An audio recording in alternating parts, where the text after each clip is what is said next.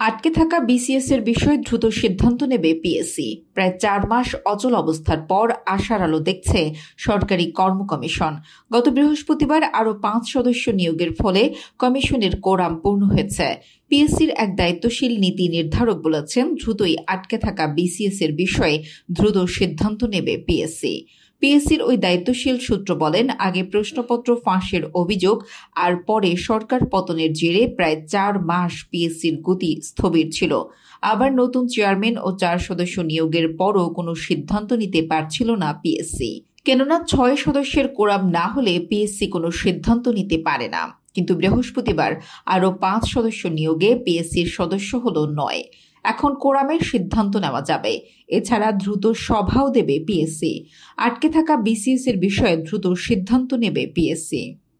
সূত্র জানায়, এখন চলমান বিসিএস এর মধ্যে রয়েছে 44তম বিসিএস এর স্থগিত হওয়া ভাইবা চালু করা, 45তম বিসিএস এর লিখিত পরীক্ষার ফল দেওয়া আর 46তম বিসিএস এর লিখিত পরীক্ষা নেওয়া। এর বাইরে 47তম বিসিএস এর বিজ্ঞপ্তি প্রকাশের কাজ রয়েছে এ মাসের শেষ দিকে। সব বিষয়ে দ্রুত সিদ্ধান্ত হতে হবে বলে মনে করছেন চাকরি প্রার্থীরা।